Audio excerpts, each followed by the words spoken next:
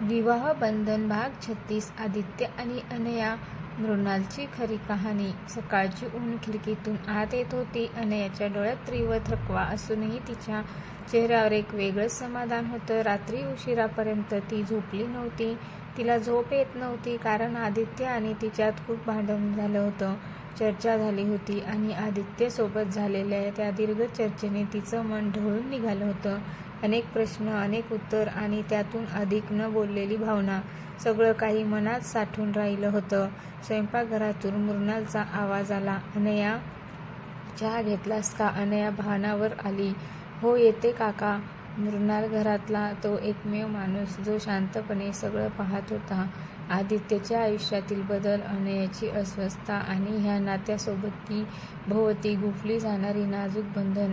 मृणालला सगळं स्पष्ट दिसत होतं. मृणालची शांत नजर. मृणाल हा बोलका नव्हता, पण जेव्हा बोलायचा तेव्हा नेमकं आणि खोल बोलायचा. त्याच्या नजरेत अनुभव होता, आयुष्याच्या नात्याचा, तुटलेल्या स्वप्नांचा आणि पुन्हा उभं राहण्याचा. अनया चहा घेऊन टेबलाजवळ बसली. मृणाल तिला निरखत होता. काल उशिरा झोपलीस? तो म्हणाला. अनया हसण्याचा प्रयत्न करत म्हणाली, काम होतं थोडं. मृणाल मंद हसला. काम नेहमी डोक्यात असतं पण डोळ्यात दिसत नाही. आज तुझ्या डोळ्यात काहीतरी वेगळंच आहे. अनया गप्प झाली. त्याचवेळी आदित्य आपल्या खोलीत बसून फाईल्स चाळत होता, पण मन कुठेच लागत नव्हतं. काल अनयाने विचारलेला तो एक प्रश्न अजूनही कानात घुमत होता. आपण खरंच एकमेकांसाठी तयार आहोत का? तो प्रश्न साधा होता, पण उत्तर तितकी सोपी नव्हती. आदित्यसाठी हा विवाह केवळ सामाजिक करार नव्हता, तर त्याला नात्यामध्ये प्रामाणिकपणा हवा होता. पण भूतकाळातील अपयश, तुटलेली स्वप्न आणि जबाबदाऱ्यांनी त्याला नेहमीच सावध बनवलं होतं. मृणाल आणि आदित्य. 2 पिढ्यांचा संवाद. दुपारी मृणाल आदित्यच्या खोलीत आला. कामात व्यस्त दिसतोयस? तो म्हणाला. आदित्यने फाईल बंद केली. काका, खरं सांगू का? कामापेक्षा डोक्यात विचारच जास्त आहेत. मृणाल खुर्चीवर बसला. म्हणजे? अनया. आदित्य हसला, पण तो हसरा नव्हता. तुम्हाला कसं सगळं कळतं? आदित्य म्हणाला.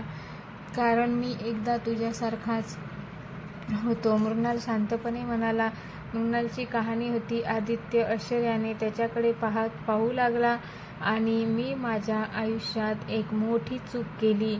मृणाल बोलू लागला. मी भावना दबून ठेवल्या. मला वाटायचं जबाबदाऱ्या जास्त महत्त्वाच्या आहेत. प्रेम ते नंतर बघूया. तो थांबला. आणि पण नंतर कधीच आलं नाही. आदित्य स्तब्ध झाला. माझं लग्न ठरवलं गेलं होतं. मुलगी चांगली होती, पण आम्ही कधीच एकमेकांना समजून घेतलं नाही. मी कामात गरफटलेलो. ती भावनाच हळूहळू अंतर वाढत गेलं. आणि मग आदित्यने हळूच विचारलं, मग आयुष्य एकाच छताखाली पण वेगवेगळ्या जगात जगायला लागलं. संध्याकाळी अनया बाल्कनीत उभी होती. सूर्य मावळत होता आणि तिच्या मनातही तसाच एक प्रश्न मावळत नव्हता. आपण आदित्यला समजून शकू का? तो आपल्याला समजून घेईल का? असं अनयाला वाटायला लागलं. तेवढ्यात आदित्य तिथे आला आणि अनया तिने वळून पाहिलं. आपण बोलू शकतो का? असं तो म्हणाला. अनयाने मान हलवली आणि नात्याची नवीन सुरुवात झाली. काल तू जो प्रश्न विचारलास, आदित्य म्हणाला, तो मला झोपायला देत नव्हता. अनया मग गप्पच झाली. मी परिपूर्ण नाही. तो पुढे म्हणाला. माझ्या भीती आहेत, पण एक गोष्ट नक्की आहे, मी पळ काढणार नाही. अनयाच्या डोळ्यात पाणी आलं. अनया रडायला लागली. मला फक्त एवढंच हवं आहे, ती म्हणाली, की आपण एकमेकांशी प्रामाणिक राहू. आदित्यने तिच्या डोळ्याकडे पाहिलं. मी प्रयत्न करेन नाही, मी करीन. मृणालची समाधानाची नजर. दुरून मृणाल हे दृश्य पाहत होता.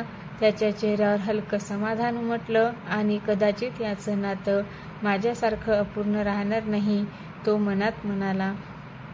विवाह बंधनाचा खरा अर्थ आहे. रात्री देवघरात दिवा लावताना अनया थांबली आणि लग्न म्हणजे फक्त विधी नाही, तर हार तुरे नाहीत, तर समाज नाही, ते म्हणजे रोज एकमेकांना निवडणं. आदित्य तिच्या शेजारी उभा होता. आजपासून आपण दोघं एक टीम, तो म्हणाला.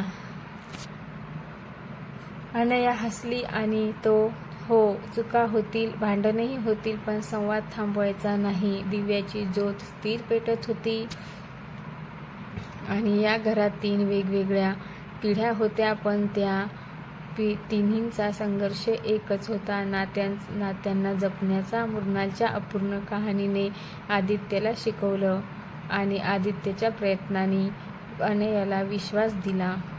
विवाहबंधन फक्त बंधन नाहीत, ते ती समजून घेतली, जपली तर मुक्तही करतात. कंटिन्यू भाग 37 नक्कीच बघा. असेच नवनवीन व्हिडिओ बघण्यासाठी बेल आयकॉनला क्लिक करा. धन्यवाद.